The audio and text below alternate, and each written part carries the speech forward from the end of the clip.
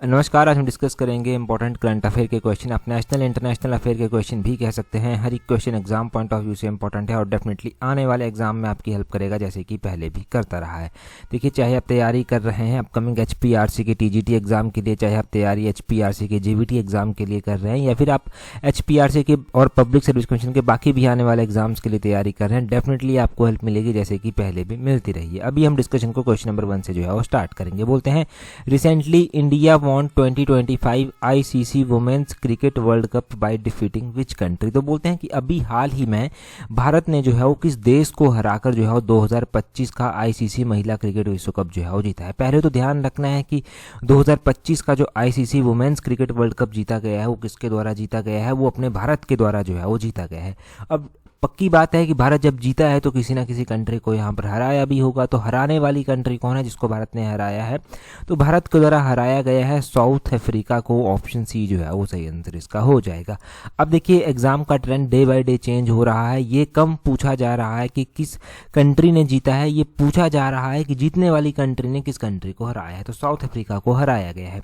यहाँ से भी हम कुछ बातें इंपॉर्टेंट ध्यान रखेंगे। साउथ अफ्रीका को हराया गया है, इंडिया ने पहली बार ये टाइटल जो है वो जीता है। आपने ध्यान रखना है कि इसमें इस पूरी सीरीज में जो है प्लेयर ऑफ द सीरीज किसको खिताब मिला, तो दीप्ति शर्मा को जो है प्लेयर ऑफ द सीरीज मिला। और सबसे ज़्यादा विकेट जो है वो किसके द्वारा ली गई, तो दीप्ति शर्मा के द्वारा ही जो है सबसे ज़्यादा विकेट भी जो है वो ली गई हैं। ये आपको पता चल गया। अगर हम बात करें यहाँ पर ICC जो वुमेन क्रिकेट वर्ल्ड कप है उसकी, तो क्वेश्चन पूछने वाला यहाँ पर ये भी क्वेश्चन पूछ सकता है कि 2025 का जो ICC women's cricket world cup हुआ उसमें जो है वो इंडिया की कैप्टनशिप कौन कर रहा था, यानी कि इंडियन कैप्टन जो था वो कौन थी महिलाओं में। तो हरमनप्रीत कौर का नाम आपने ध्यान रखना है। किसका नाम ध्यान रखना है? हरमनप्रीत कौर का नाम जो है वो ज़रूर यहाँ पर ध्यान रखें। ये जो है वो कैप्टन है हरमनप्रीत कौर। और बाकी तो आपने प्लेयर ऑफ द सीरीज जिसके द्वारा मोस्ट विकेट्स ली गई उनके नाम तो आपने जान ही लिए हैं।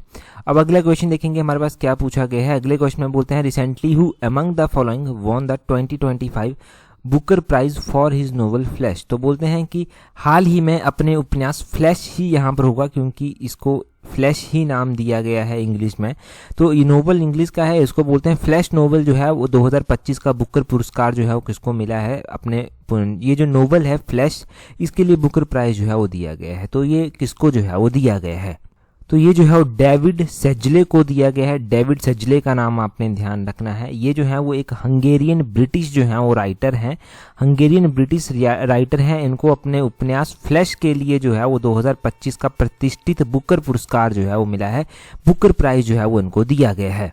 अब देखिए, इससे पहले भी हमने करंट अफेयर के क्वेश्चन में जो है वो क्वेश्चन पढ़ा था बुकर प्राइज से, परंतु वो था इंटरनेशनल बुकर प्राइज। वो इंटरनेशनल बुकर प्राइज था, वो इससे अलग था। इंटरनेशनल बुकर प्राइज 2025 की अगर हम बात करें तो बोलते हैं कि पहले ऑथर कौन है जिनको कनाडा भाषा है इसके लिए जो है वो उनको ये इंटरनेशनल बुकर प्राइज जो है वो दिया गया है। तो ये है बानू मुस्तैक, इनका नाम आपने ज़रूर पढ़ा है। बानू मुस्तैक यहाँ पर ऑप्शन में दिया भी गया है। बानू मुस्तैक जो है वो इंडियन राइटर हैं, लॉयर हैं, एक्टिविस्ट हैं, और ये पहले ऑथर बने हैं कन्नड़ा भाषा के जिनको इंटरनेशनल बुकर प्राइज जो है वो मिला है 2025 का।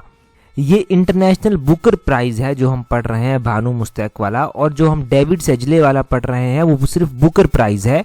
अभी जो बुकर प्राइज अभी फ्लैश के लिए दिया गया है डेविड सेजले को इस बुकर प्राइज की बात कर लेते हैं। ये बुकर प्राइज जो है वो बुकर प्राइज फाउंडेशन के द्वारा दिया जाता है, और पहली बार ये प्राइज 1969 में जो है वो दिया गया था। और फर्स्ट वुमेन इस प्राइज को जीतने वाली थी बेर्नाइस रूबेंस को जो है वो 1970 में जो है ये अवार्ड दिया जा चुका है। अगर हम फेमस राइटर्स की बात करें जिनको ये अवार्ड मिल चुका है, तो सलमान रुश्दी को ये अवार्ड जो है वो मिल चुका है। उनका जो मिडनाइट चिल्ड्रन कर एक नोवेल था 1981 का, उसके लिए इनको मिला था। अरुणा दत्ती रॉय को जो है ये अवार्ड मिल चुका है। अरुणा दत्ती रॉय को जो है ये अवार्ड जो है the God of small things के लिए दिया गया है। ये पूछा जाता है कई बार कि the God of small things कर नोवेल जो है वो किसका है या फिर बुक किसकी है। The God of small things, ठीक है, ये अरुणादत्ती रॉय के द्वारा जो है वो लिखी गई है। ठीक है, अरुणादत्ती रॉय का नाम जरूर ध्यान रखें इसके साथ। और एक अरविंद अडिगा है, इनको दिया गया है द वाइट टाइगर के लिए। तो वाइट टाइगर अरविंद अडिगा का जो है वो काम है जिसके लिए इनको मिला है। और 2024 में समंथा हार्वे को ये अवार्ड मिला था, बुकर प्राइज। उनका जो नोवेल था ऑर्बिटल के लिए जो था वो इनको ये बुकर प्राइज जो था वो दिया गया था। तो समंथा हार्वे का ये है नोवेल ऑर्बिटल। कई बार मैच करने को भी एचएस वगैरह के एग्जाम में इस तरह के नोवेल, इस तरह की किताबें जो हैं वो अलग अलग दे दी जाती हैं, तो आपने ये सब जो है वो ध्यान रखनी है। अगला क्वेश्चन देखेंगे हमारे पास क्या पूछा गया है। बोलते हैं recently which of the following country announced a political agreement to ban access to social media for anyone aged under 15। बोलते हैं कि हाल ही में निम्नलिखित में से किस देश ने जो है वो 15 वर्ष से कम आयु के किसी भी व्यक्ति के लिए सोशल मीडिया पर पहुंच पर प्रतिबंध लगाने के लिए एक राजनीतिक समझौते की घोषणा जो है वो की है।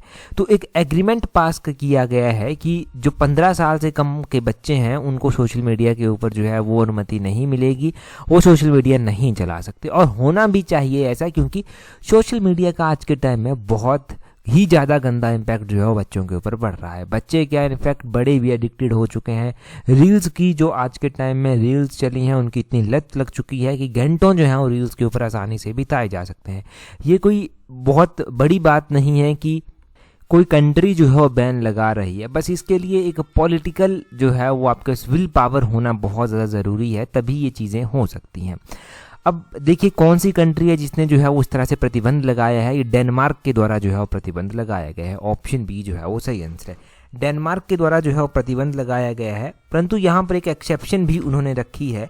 उन्होंने कहा है कि 13 और 14 ईयर के जो बच्चे हैं, 13-14 साल के जो बच्चे हैं जिनकी आयु 13-14 साल है, उन बच्चों को जो है वो परमिशन दी जा सकती है सोशल मीडिया चलाने की, अगर उनके पेरेंट्स जो है वो अप्रूव करते हैं।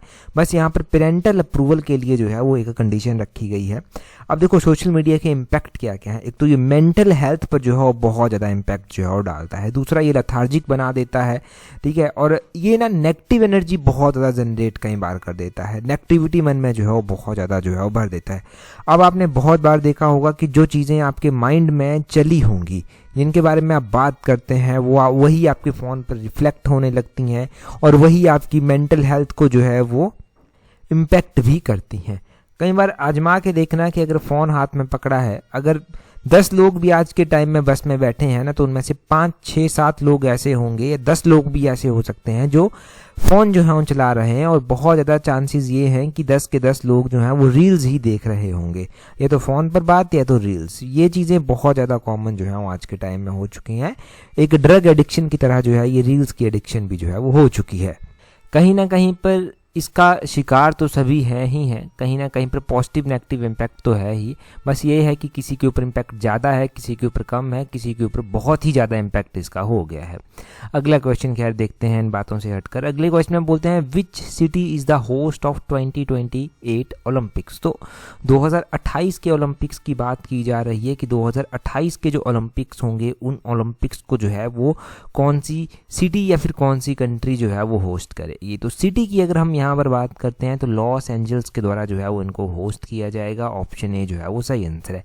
अब ये चर्चा में आए, इसके पीछे का भी एक रीज़न जो है वो यहाँ पर है।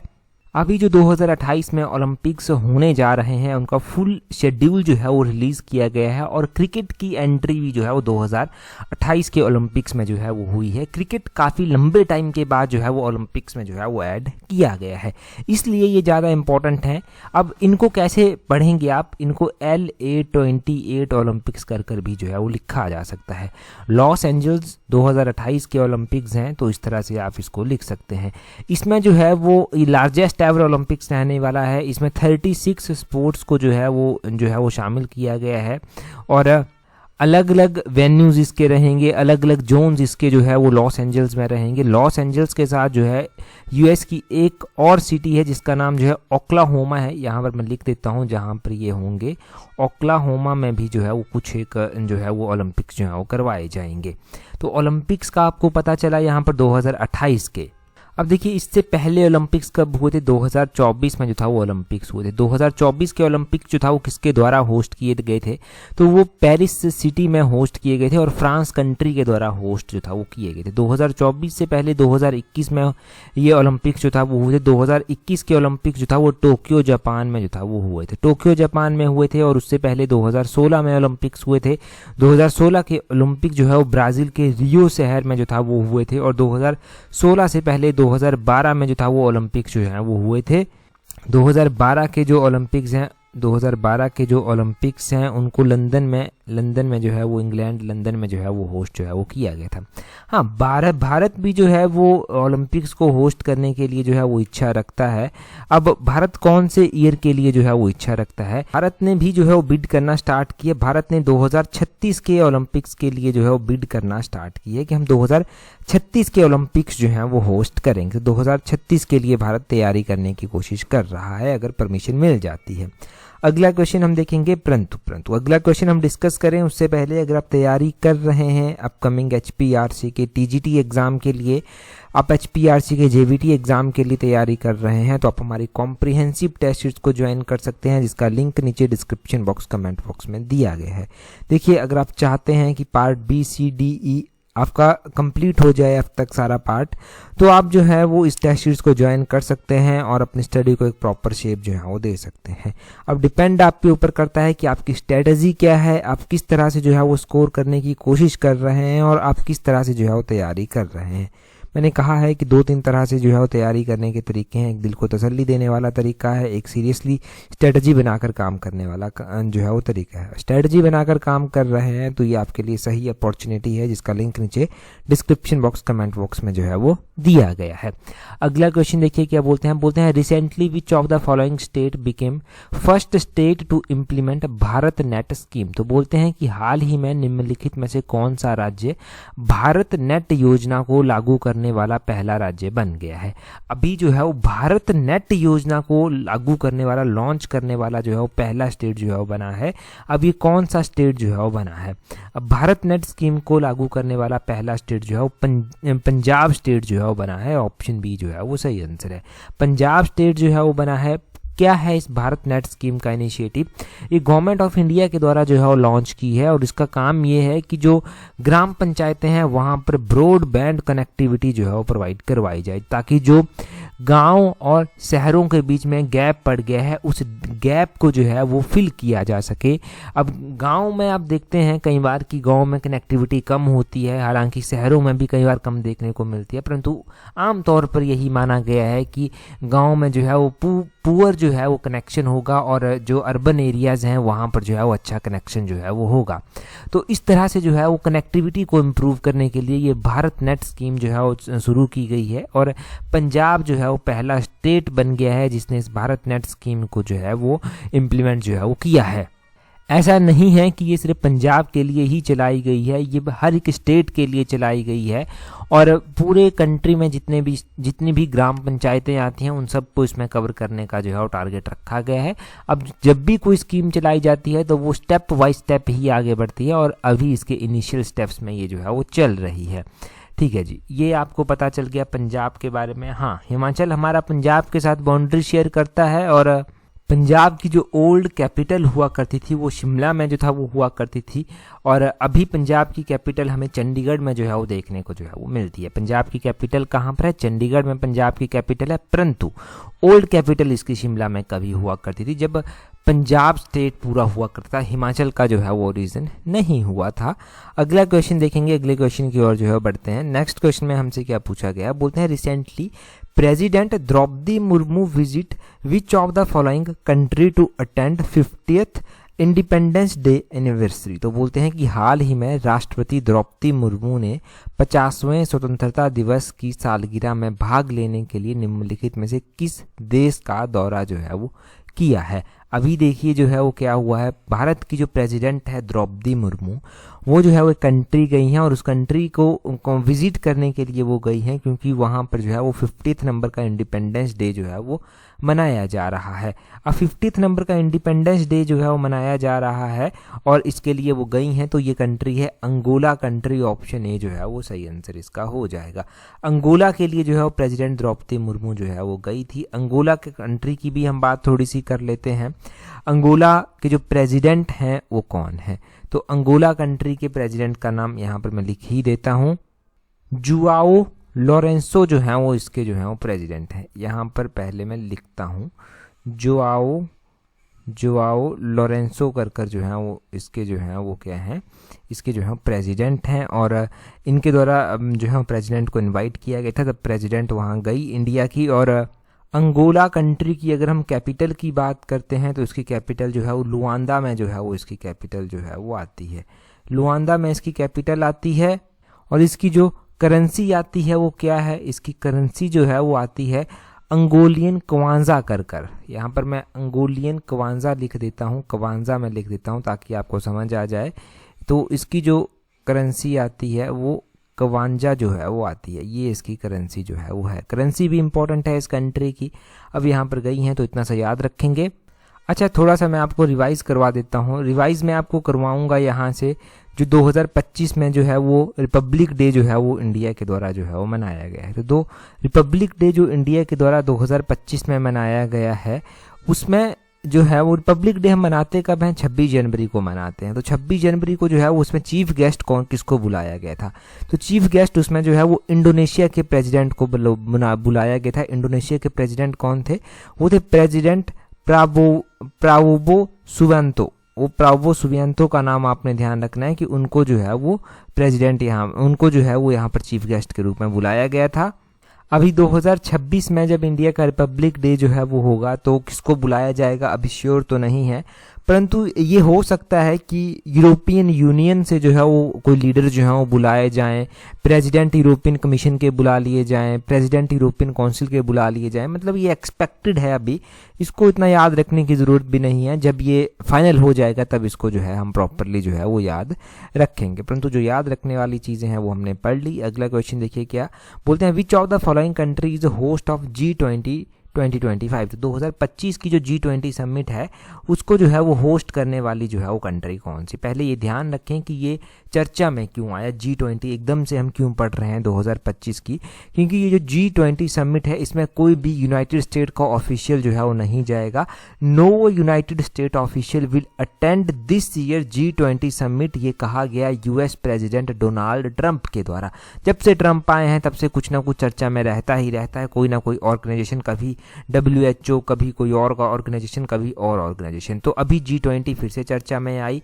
अब G20 बोलते हैं 2025 की किसके द्वारा होस्ट की जाएगी, ये साउथ अफ्रीका के द्वारा होस्ट की जाएगी। ऑप्शन बी जो है वो इसका सही आंसर है। इतना सा पता चल गया आपको। इससे पहले 2024 की G20 समिट हुई थी, उसको किसके द्वारा होस्ट किया गया था, तो 2024 में ब्राज़ील के द्वारा जो है वो होस्ट किया गया था। ब्राज़ील का नाम ध्यान रखें। 2023 की G20 समिट हुई थी, वो अपने भारत के द्वारा ही होस्ट की गई थी। 2022 की G20 समिट हुई थी, 2022 की G20 समिट जो है वो इंडोनेशिया के द्वारा की गई थी होस्ट। और 2021 की G20 समिट थी, 2021 की G20 समिट इटली के द्वारा जो है वो होस्ट की गई थी। और 2026 की जो G20 समिट होगी वो कौन होस्ट करेगा, वो यूनाइटेड स्टेट ही जो है वो होस्ट करेगा। परंतु देखेंगे कि आगे का सिनेरियो जो है वो क्या रहता है। थोड़ा सा हम G20 कंट्रीज़ के बारे में रिवाइज कर लेते हैं, पढ़ा तो हमने पहले भी है G20 के बारे में। ये जो G20 देश आते हैं ये एक इंटर गवर्नमेंटल फोरम आते हैं जिसमें 19 सोवरेन कंट्रीज आती हैं और एक यूरोपियन यूनियन जो है वो इसमें आता है, बाकी अफ्रीकन यूनियन भी इसमें जो है वो आता है।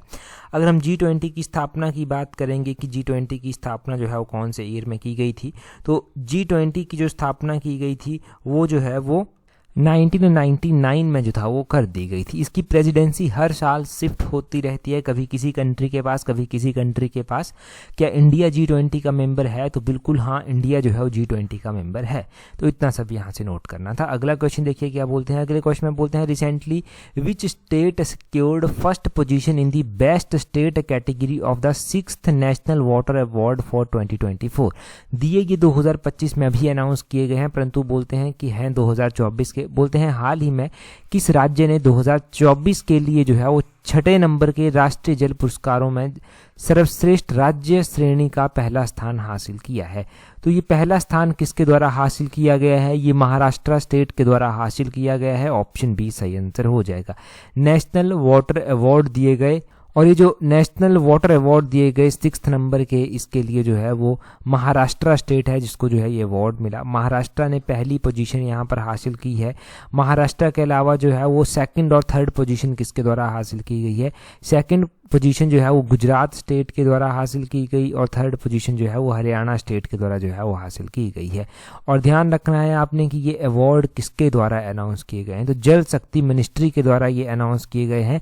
अच्छा, जल शक्ति मिनिस्टर जो है वो कौन आते हैं? तो वो CR पाटिल जो है वो आते हैं। तो CR पाटिल ने जो है ये अवार्ड जो है वो अनाउंस किए, और ये अवार्ड जो है वो किस किस को दिए गए, किस किस स्टेट को दिए गए? पहले नंबर पर महाराष्ट्र रहा, दूसरे नंबर पर गुजरात रहा, तीसरे नंबर पर जो है वो हरियाणा रहा। ये सब आपने यहाँ पर जो है वो ध्यान रखना है, ये सब आप नोट करके रखेंगे क्योंकि ये सारा का सारा जो है वो इम्पोर्टेंट डाटा है। अब हम अगले क्वेश्चन की ओर जो है बढ़ेंगे। नेक्स्ट क्वेश्चन में हमसे क्या पूछा गया है?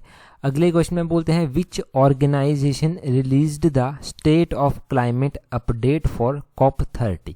तो बोलते हैं कि किस संगठन ने COP30 के लिए state of the climate update जारी की है? तो COP30 की जो बोलते हैं कौन सा संगठन है जिसने COP30 के लिए state of the climate update जारी की है? वो है वर्ल्ड मेट्रोलॉजिकल ऑर्गेनाइजेशन, जिसको WMO भी जो है वो बोला जाता है। ऑप्शन सी जो है वो इसका सही आंसर हो जाएगा। वर्ल्ड मेट्रोलॉजिकल ऑर्गेनाइजेशन के द्वारा जो है वो COP30 के लिए जो है ये जो है वो क्लाइमेट अपडेट जो है वो जारी किए गए हैं। अगर हम बात करते हैं COP30 समिट की, तो COP30 समिट जो है वो कहाँ पर होने जा रही है या फिर कहाँ पर हुई? COP30 समिट जो है ये जो है वो ब्राज़ील के, यहाँ पर मैं लिख देता हूँ, ब्राज़ील के बेलम शहर में जो है वो हुई COP30 समिट। ठीक है, ब्राज़ील के बेलम में हुई, और या फिर आप यूं भी कह लीजिए अभी जो है वो 6 नवंबर से 21 नवंबर तक ये चली ही है। COP30 से पहले COP29 जो है वो हो चुकी है। COP29 जो है वो कहाँ पर हुई थी? COP29 जो है वो किसके द्वारा होस्ट की गई थी? तो ये बाकू में हुई थी, और होस्ट करने वाली कंट्री का नाम अजरबैजान कंट्री जो है वो इसका नाम है। COP29 से पहले COP28 थी। तो COP28 जो है वो यूनाइटेड अरब एमिरेट्स के द्वारा जो है वो दुबई में जो है वो होस्ट की गई थी। ये आप COP28 का ज़रूर ध्यान रखें। COP28 से पहले जो है वो COP27 थी। COP27 जो है वो इजिप्ट में हुई थी। इजिप्ट में शर्म एल शेख में जो था ये हुई थी। शर्म एल शेख इजिप्ट में जो था ये हुई थी। तो 28 के बारे में भी पता चल गया, 27 के बारे में भी पता चल गया। इतना ही एग्जाम में क्वेश्चन यहाँ से बनता है। अगला क्वेश्चन देखिए, बोलते हैं our national song Vande Mataram by Bankim Chandra Chatterjee was written on. तो बोलते हैं कि हमारा राष्ट्रीय गीत वंदे मातरम बंकिम चंद्र चटर्जी द्वारा कब लिखा गया था? तो हमारा राष्ट्रीय गीत जो है वंदे मातरम, ये बंकिम चंद्र चटर्जी के द्वारा 7 नवंबर 1875 को जो है वो लिखा गया। ऑप्शन बी इसका सही आंसर है। अब देखिए यहाँ पर भी ध्यान रखिए आप थोड़ा सा, 7 नवंबर 1875 को ये लिखा गया। 2025 में जो है वो 150 ईयर जो है वो पूरे किए वंदे मातरम ने, इसलिए ये चर्चा में आया। हमारा जो वंदे मातरम है ये नेशनल सॉन्ग है, ये आपने ध्यान रखना है। और इसको कंपोज किसके द्वारा किया गया था? तो उसको बंकिम चंद्र चटर्जी के द्वारा जो था वो लिखा गया था। उन्होंने जो है वो अक्षय नवमी के अवसर पर इसको लिखा था। तो 7 नवंबर 1875 को लिखा था। ये जो वंदे मातरम है ये लिया कहाँ से गया है? तो ये जो है वो आनंद मठ नोवेल है इनका, इससे जो है वो लिया गया है। और आनंद मठ के भी बंगा दर्शन पार्ट से जो है वो लिया गया है। जर्नल है बंगा दर्शन जो कि आनंद मठ नोवेल का जो है वो पार्ट है। अब बंकिम चंद्र चटर्जी के बारे में आपको पता चल गया, इनके नोवेल के बारे में पता चल गया, बंगा दर्शन जर्नल के बारे में पता चल गया, कब ये कंपोज हुआ था ये पता चल गया। और कभी पूछा जाए कि वंदे मातरम को किसने कंपोज किया था तो कंफ्यूज नहीं होना है, इसको बंकिम चंद्र चटर्जी के द्वारा कंपोज किया गया था। हमारा जो राष्ट्रीय गान आता है, राष्ट्रीय गान हमारा यानी कि नेशनल एंथम जो आता है जन गण मन कर कर, वो किसके द्वारा लिखा गया था? तो वो जो है वो रविंद्रनाथ टैगोर जी के द्वारा जो है वो लिखा गया था। तो रविंद्रनाथ टैगोर जी ने जो है वो हमारा नेशनल एंथम लिखा था, जिसको जन गण मन कर कर हम पढ़ते भी हैं। तो नेशनल सॉन्ग नेशनल एंथम दोनों क्लियर हुए। अगला क्वेश्चन देखिए, अगले क्वेश्चन में बोलते हैं recently who has been named as the new chairperson of the 8th pay commission. अभी 8th पे कमीशन के बारे में बात चली थी, तो उसके नए चेयरपर्सन किसको अनाउंस किया गया है वो आपने कमेंट करके जो है वो बताना है। इस क्वेश्चन को हम इससे पिछले एडिशन में पढ़ चुके हैं, P60 एडिशन में, तो जल्दी से कमेंट करके जो है वो अपना आंसर बताइए। टेलीग्राम पर अगर आपने अभी भी हमें ज्वाइन नहीं किया है तो टेलीग्राम पर ज्वाइन करने के लिए अपने टेलीग्राम से @allexam31 सर्च करना, आपको हमारा टेलीग्राम चैनल मिल जाएगा। आज की इस वीडियो में इतना ही है। That's all for today. Thank you very much for watching and listening it very patiently.